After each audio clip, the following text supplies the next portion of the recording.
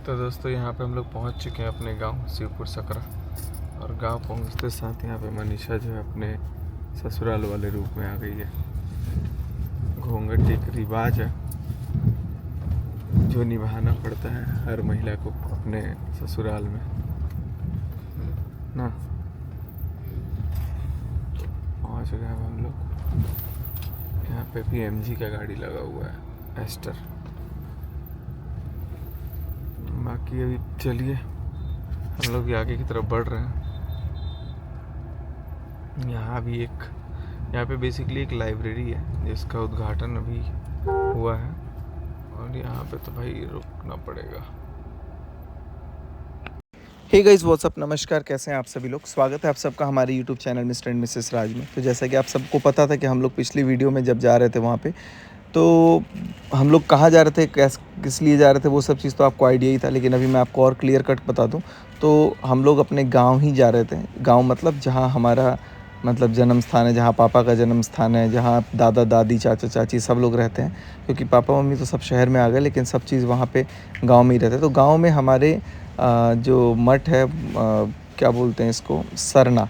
तो वहाँ पे एक लाइब्रेरी खुला हुआ है जो कि बहुत बेहतरीन है। तो उसका एक इनॉग्रेशन करना था और उसके लिए वहाँ पे बच्चे वगैरह सब लोग थे। तो जो उनके ऑनर है वो बोल रहे थे कि आप लोग आइएगा तो आइएगा। और मुझे भी लगता है कि यार हमारे गांव में कुछ ऐसा हो और हम लोग ना पहुंच पाए तो थोड़ा सा वो लगता है, फीका सा लगता है। तो इतना सारा एफर्ट लगाया हुआ था सब ने। तो मैं और मनीषा हम लोग यहाँ इनवाइटेड थे, तो हम लोग को एक इनॉग्रेशन एज ए गेस्ट वहाँ पे करना था। और साथ में आप लोगों को भी मैं सोचा दिखाता हूँ कि हमारे गाँव की मिट्टी पे भी कुछ ऐसा हो सकता है। सामने हमारे शीतल चाचा थे, तो उनसे हम लोगों ने आशीर्वाद लिया। मनीषा की एक तरह से ससुर लगेंगे, चाचा ससुर। तो जो घूंघट और पर्दा का बोलते हैं ना रिवाज, वो तो हम लोगों को घर में करना पड़ता है। चाहे आप कितना भी बड़े हो जाओ, कितने भी बड़े मुकाम पे हो जाओ, कुछ चीज़ें ऐसे हैं ना जो आपको मेंटेन करना पड़ता है।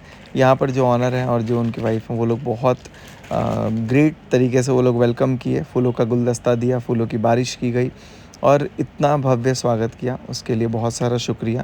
वैसे तो हम लोग बहुत सारे इवेंट्स में जाते हैं, बहुत सारे फंक्शन में जाते हैं, बहुत सारे अलग अलग जगह लोग स्वागत करते हैं।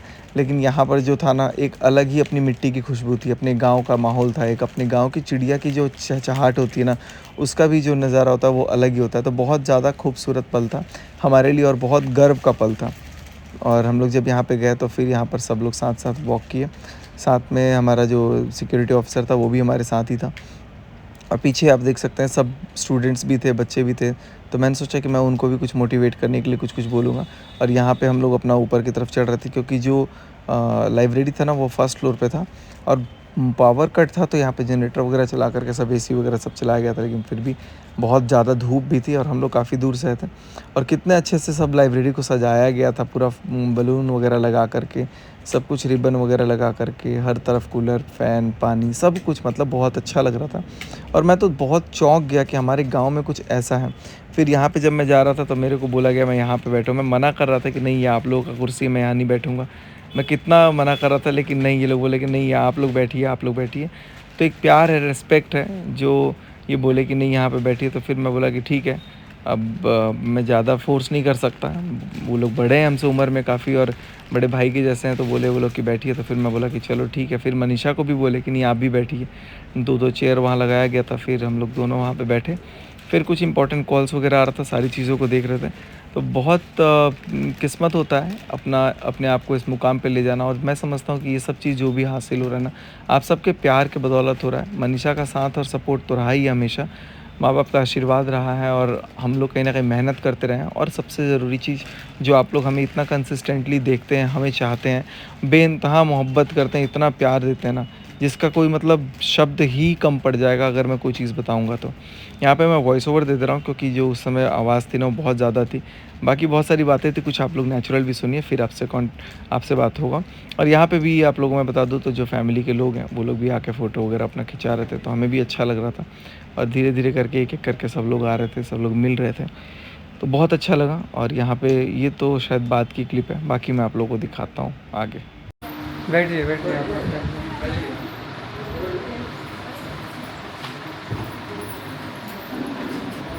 मम्मी है ना, पहचान नहीं रहे, बोल दो तुम।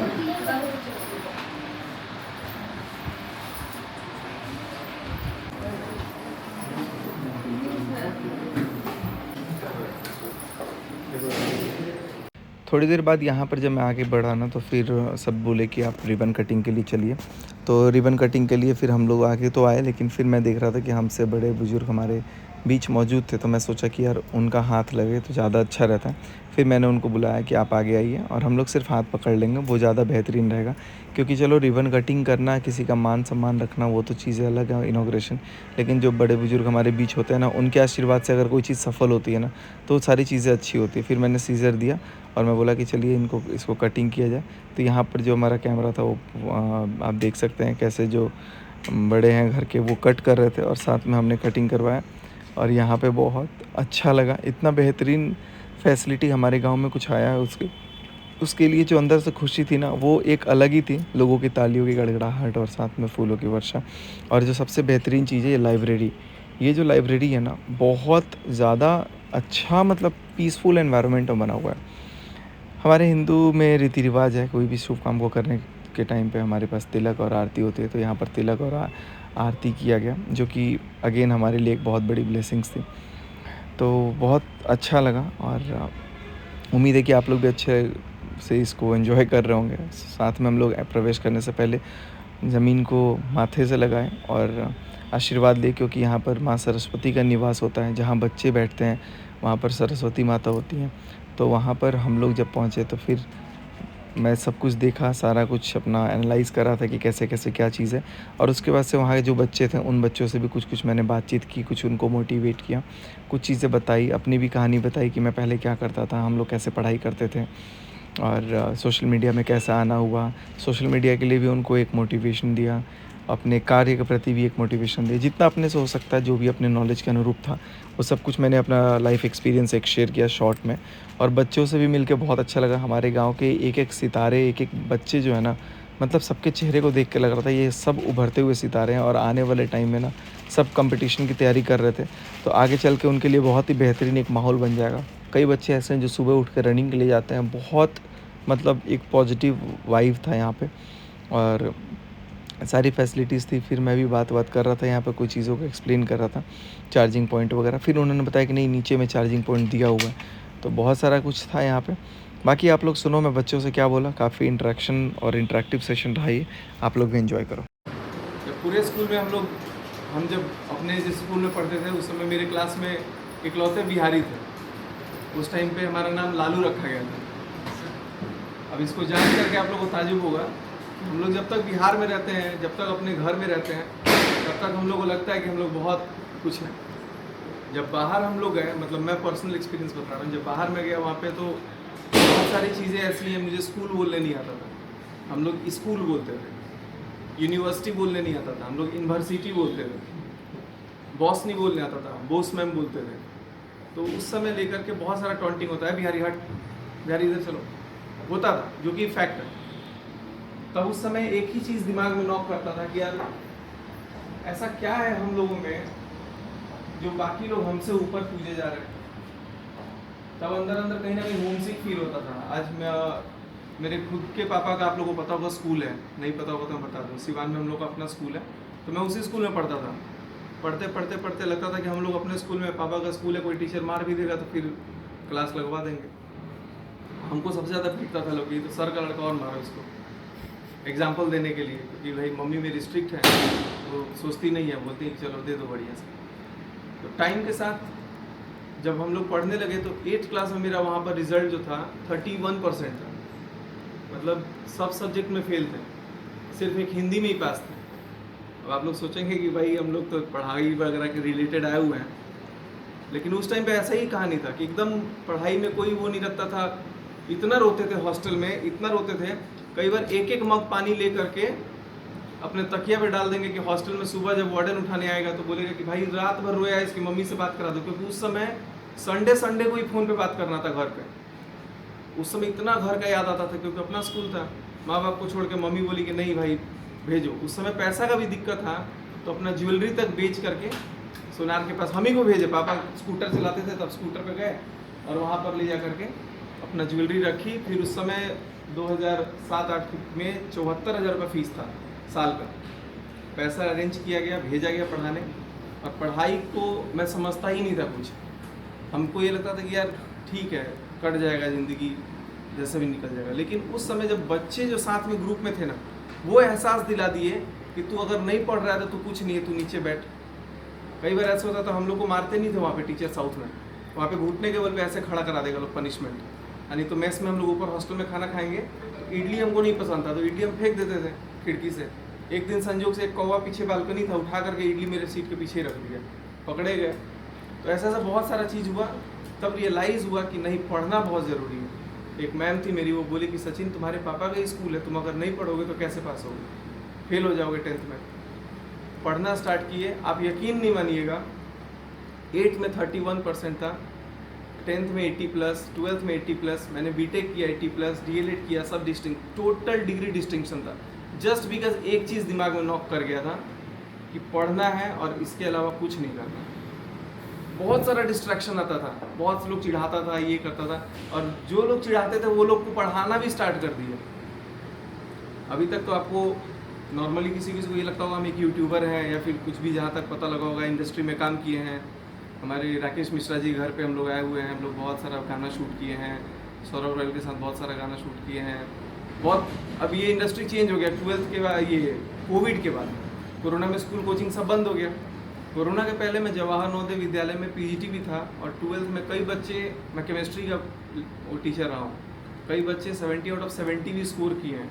एक दो नहीं, मेरे को लगता है कि 2019-20 बैच के लगभग नवोदय विद्यालय के 5-7 बच्चे ऐसे थे जिनका 70 आउट ऑफ 70 था। और उस समय 2-3 जिला का केमिस्ट्री में देखता था, क्योंकि केमिस्ट्री की फैकल्टीज़ मिलना अवेलेबल नहीं होता है। इसीलिए सबसे पहला चीज़, अगर हम लोग स्टूडेंट हैं, आप लोगों को लगता होगा कि हम बहुत अभी कम उम्र के हैं, लेकिन 2015 में मैंने बीटेक किया हुआ, आज से 11 साल पहले बीटेक किया हूँ। और जब मैं 16 साल का था तब 12th, 20 साल पे इंजीनियरिंग, 21 साल पे पहली नौकरी हुई। और अलग अलग जितने कंपनीज़ हैं, जितना जहाँ जहाँ प्लेसमेंट मिला, जहाँ जहाँ जॉब लगा, करते गए, एक एक्सपीरियंस हुआ, एक तजुर्बा हुआ, फिर एहसास हुआ कि हम लोगों को अपने दम पे कुछ करना है। उसके बाद मैं आया घर पे, स्कूल में काम किया। पापा का एक स्कूल चल रहा था 1996 से, एक स्कूल और बनाया हमने, फिर और धीरे धीरे कोशिश था कि और उसमें प्रोग्रेस करें, लेकिन कोविड लग गया, सब कुछ बंद हो गया, स्कूल कोचिंग पैसा सब कुछ ख़त्म। फिर सोशल मीडिया पे काम करना, हमारी शादी हो गई, इनको वीडियो बनाने का शौक़ था। मैं बोला कि ठीक है, तुमको जो शौक़ है तुम करो। उस समय मतलब जिसको नहीं बोलना था वो भी कह देता था कि ये क्या वीडियो बनाती है, जो पूरा घर का नाम हंसा दिया, गाँव का नाम हंसा दिया, ये कर दिया, वो कर दिया, फिर तो ऐसा वीडियो बन रहा है। एक नेगेटिव थॉट में लिया जाता था। आज उसी वीडियो से इनको मैंने एडमिशन कराया। ये पहले अपना ग्रेजुएशन कहीं से कर रही थी, मैं बोला क्या करना है, तो मेडिकल। तो उस समय इतने मेरे पास भी पैसे नहीं थे, मैं बोला कि ठीक है तुम फिजियोथेरेपी कर लो, उसमें भी डॉक्टर का वो लगता है, आराम से मेहनत करना। एक जो आप लोग सुने होंगे फिजियोथेरेपिस्ट जो होते हैं, तो उसके लिए इनका एडमिशन कराया। एडमिशन के दौरान भी कुछ चैलेंजेस हुए। 3 साल 4 साल कंप्लीट हुआ, उसका 4.5 साल का कोर्स था। उसमें भी था कि हम लोगों को शूट इतना मिल जाता था, इतना काम होता था, प्रमोशन। आज हम लोग एक कहीं शूट करने चले जाते हैं, सिंपल एक अगर 10 मिनट का वीडियो बनाना होता है, तो आज हम लोग, ये सोशल मीडिया का पावर है, ये कहीं ना कहीं है, जो आप लोगों को लग रहा होगा। तो हम लोग भी जॉब करते थे, मैं भी ये भी करती थी। मैं बोला कि यार अगर तुमको लग रहा है कि इसमें ग्रो होगा तो ठीक है, नहीं ग्रो होगा तो हम लोग को साथ साथ इतना काम मिलता था। ऐसा लगता था कि एक दिन अगर कॉलेज जा रही हैं तो हमारा लाख रुपए का नुकसान हो रहा है। एक दिन अगर कहीं कॉलेज, मतलब 2 दिन अगर मायके चली जा रही हैं, तो ऐसा लग रहा है कि 2-3 लाख का हमारा नुकसान होगा। हमारा नहीं, मतलब हम लोगों का।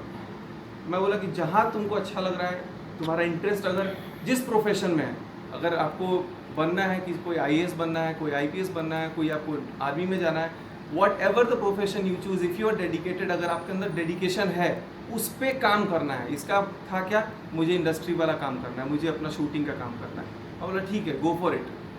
आज हम लोगों के पास टचवुड, मतलब मम्मी पापा से 1 रुपया नहीं लेना पड़ा, 1 सिक्का नहीं लेना पड़ा। आप लोग वीडियो देखिएगा, हमने एक अपना ज़मीन खरीदा, एक अपना घर बनाया, और काफ़ी अच्छा खासा घर बनाया। हम लोग 2 ही लोग रहते हैं, बाकी स्टाफ रहते हैं, मेड रहते हैं, स्विमिंग पूल वगैरह सब घर के अंदर हमने बनाया छोटा छोटा। आज हम लोगों ने कई गाड़ियाँ ले ली, प्लॉट ले लिए, सब कुछ। तो ये सब चीज़ कहीं ना कहीं सिर्फ एक ही चीज़ से आता है, और वो है डेडिकेशन, थॉट। आप अगर बैठ के पढ़ रहे हैं, मैं एक टाइम ऐसा था 11th 12th में, क्योंकि 12th कंपेरेटिवली 10th से टफ होता है, 10th कुछ नहीं होता है, लेकिन 12th का जो लोग साइंस किया होगा उन लोगों को पता होगा कि भाई कब अल्डोल कंडेंसेशन का कौन सा अल्फा कार्बन कहाँ पे जाकर रिएक्ट होगा, पता ही नहीं चलेगा। और हमको पेज नंबर तक याद था कि ये रोजेनमूड रिएक्शन इस पेज पे है, क्लेमेंसन रिएक्शन इस पेज पे है, न्यूटन रिंग इस पेज पे है। उस तरीके से फिर पढ़ना स्टार्ट किया। आप लोग तो हम लोग तो कुछ नहीं पढ़ाई किए हैं। आप लोग जो पढ़ाई कर रहे हैं बहुत नेक्स्ट लेवल कर रहे हैं, इतना सारा चीज़ मिक्स होगा। तो गाइज़ यहाँ पर फाइनली बहुत सारी बातचीत हुई, जो कि मैं सोचा कि यार मैं आप लोगों को क्या ही दिखाऊँ, आप लोग भी ज़्यादा वो हो जाओगे, लेकिन बहुत अच्छा लगा बच्चों से इंटरेक्ट करके। और उसके बाद से फिर वापस हम लोग ऑफिस में जा रहे थे, वहाँ पे नाश्ता वाश्ता करना था और उसके बाद से हम लोग को निकलना भी था, क्योंकि हम लोग को आगे एक और जगह भी जाना था, जो कि आप लोग होपफुली कहीं नेक्स्ट वीडियो में हमारे देखेंगे। तो बने रहिए आप लोग। और अभी हम लोग फ़िलहाल बैठते हैं, नाश्ता वाश्ता करते हैं और उसके बाद से फिर आप लोगों को अगले ब्लॉग में दिखाते हैं।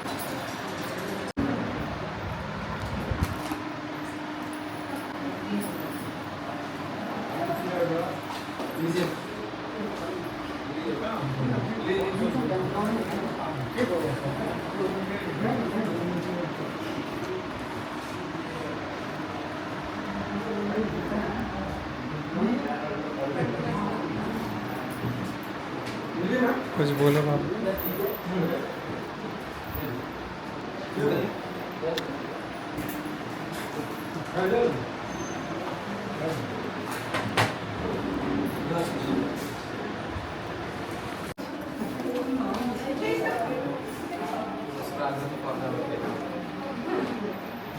आदत नहीं है, लेकिन हम है कि ससुराल है तो नहीं करना पड़ता।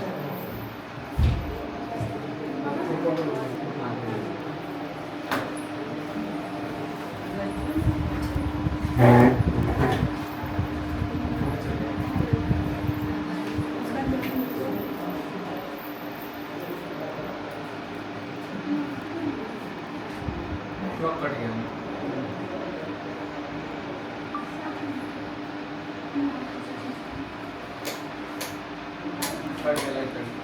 ऐसे वहाँ उधर से खींचो, तुम लोग इधर से खींचो, हम लोग उधर रहेंगे, तब लाइट चेहरा पे पीछे लाइट नहीं इधर, या तो इधर से इधर। हाँ इसी साइड खड़ा, इधर खड़ा हो चाहिए। ऐसे ऐसे हाँ ठीक है।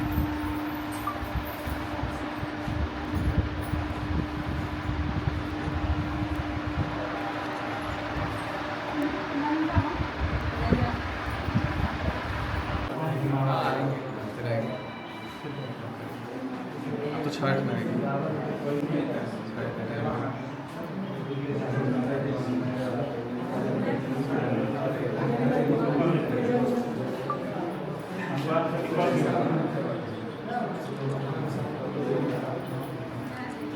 तो गाइस अभी यहाँ पर जो ये लाइब्रेरी है, किसके नाम से? खुशी लाइब्रेरी है। ये शिवपुर सकरा सारना बोलते हैं ना इसको, सरना मठ के आगे है। तो जो भी लोग लोकेशन डालेंगे आसपास के क्षेत्र के हैं, आप लोग यहाँ पे ज्वाइन कीजिए। एक अच्छा एनवायरनमेंट पाइए, साथ में एक अच्छे पढ़ने लिखने वाले छात्र भी होंगे जिनके साथ सपोर्ट से आप लोग अपना भी ग्रो कर पाएंगे। तो environmental studies is a very different thing apart from whatever we are studying at our homes. साथ में जब हम पढ़ते हैं तो बहुत सारा नॉलेज हमें मिलता है, बहुत सारी चीज़ें सीखने को मिलती है। That's what I believe. तो मुझे लगता है कि आप लोग अगर कहीं से भी हैं तो यहाँ पर आइए और एक बार आप लोग खुद एनालाइज़ कीजिए क्या लग रहा है। और मैं तो सबसे पहले इनको कॉन्ग्रेचुलेशंस बोलना चाहूँगा, इतना वंडरफुल इनिशिएटिव लिया इन्होंने और इतना अच्छा एक एनवायरनमेंट बच्चों के लिए दिया है। तो मुझे लगता है कि बहुत बड़ी बात है। और शिवपुर सकरा और ये गांव आसपास के क्षेत्र का ये पहला लाइब्रेरी मेरे नॉलेज में अभी तक है। मेरे को नहीं लगता कि और कोई है भी। तो जो भी है मैं अभी जान रहा हूँ, तो आप लोग अगर आसपास के कहीं के भी है तो आप लोग आइए और यहाँ पर खूब सारा पढ़ाई वढ़ाई कीजिए। Thank you.